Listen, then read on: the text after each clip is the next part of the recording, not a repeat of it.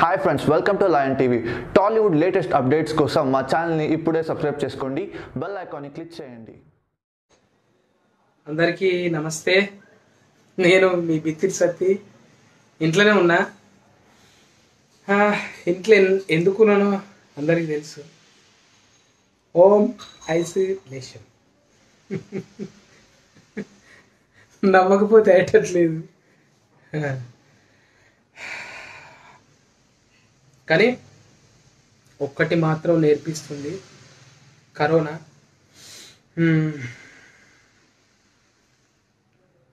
మన భాషలు మనమే దోముకునేటట్టు, మన బట్టలు మనమే ఉతుక్కునేటట్టు, ఇవన్నీ చాలా కామెడీగా ఉంటాయి. కానీ ముందు ముచ్చట చెప్తా.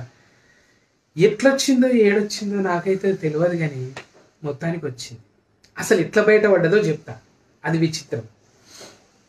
ఎందుకంటే నాకు వచ్చి ఎప్పుడో పోయింది అనుకున్నాను. ఎందుకంటే మా జర్నలిస్ట్ మిత్రులంతా పాపం రాత్రింబవళ్ళు తిరుక్కుంట, ఆరోగ్యాలు బాగాలేక, అంతంత మాత్రంగానే టైంకు తిండి తినక ఉండడం వల్ల చూసిరు కదా ఎంతమంది జర్నలిస్ట్ మిత్రులకు వచ్చింది. దేవుడి దయ వల్ల చాలామంది కోలుకున్నారు. కొంతమంది ఇక అనారోగ్యం ఉండటం వల్ల ఇదైపోయారు.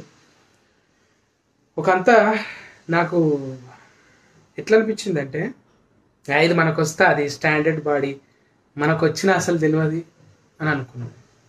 కానీ ఎప్పుడు తెలిసిందంటే నిజంగానే ఒకంతకు స్టాండర్డ్ బాడీ. నాకు అసలు ఏర్పాటు చేయలే నేను అది కరోనా వచ్చింది అని. ఎట్లా అంటే, మనం స్టాండర్డ్గా ఉన్నంతసేపు అది బయటకు రాదు సిమ్టమ్స్. మనం ఎప్పుడైతే రెస్ట్ లేకుండా పనిచేయటం, రెస్ట్ లేకుండా పనిచేసడో, లేకుంటే టైంకు తినకుండా ఇష్టం వచ్చినట్టు ఉండటం, ఇట్లాంటప్పుడు అది పై చేయొస్తుంది. అందుకే అందరూ రెస్ట్ తీసుకోవాలి, మంచి ఫుడ్ తినాలి.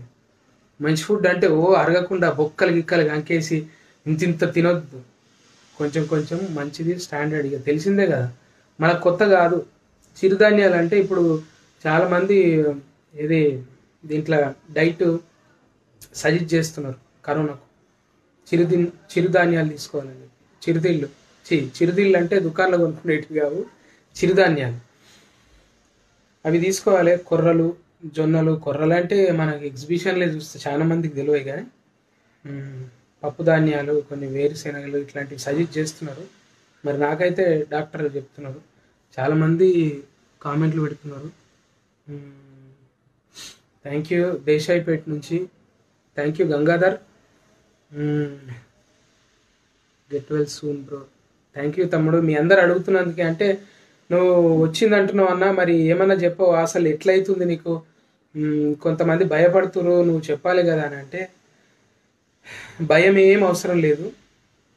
నేను ఎట్లా అంటే కనీసం దవాఖానకోవాలన్న ఆలోచన కూడా రాలేదు. ఎందుకంటే నాకు మామూలుగానే ఉన్నాయి సిమ్టమ్స్.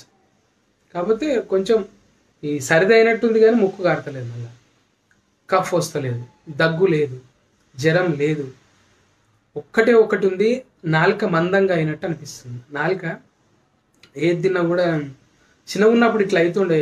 ఈ కాలం రాగానే ఇట్లనే వైరస్ బారిన పడుతుంది. ఏదో వైరస్ అది. అంటే అప్పుడు కక్కుడు కాలకు అంటారు, అది తింపేస్తురి. ఏదో దొడ్డు రొట్టె చేసి మీదకెళ్ళి తింపేసుడు, లేకుంటే ఇంకా నిమ్మకాయలు కోసేసుడు, గుమ్మడికాయ ఎత్తేసుడు, జిల్లడాకుల బువ్వ పెట్టి. అంటే పోరలు బక్క పలసగా ఉంటే జర ఊకూకనే గాలి సోకుతుండే ఊర్లల్లో.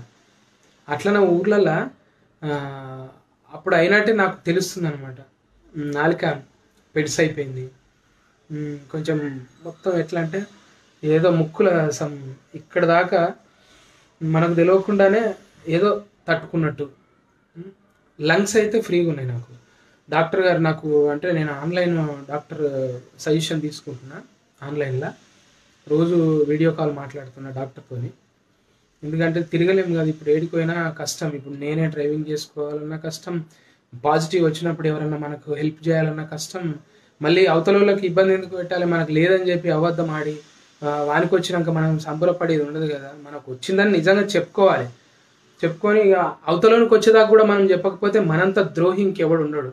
చాలా మంది వచ్చిందన్న విషయాన్ని చెప్పుకొని కూడా సిగ్గుపడుతున్నారు, మొహమాట పడుతున్నారు, భయపడుతున్నారు. కానీ మరి మన వల్ల మనం చెప్పుకోకపోవడం వల్ల అవతల వాళ్ళకి ఎంత ఇబ్బంది.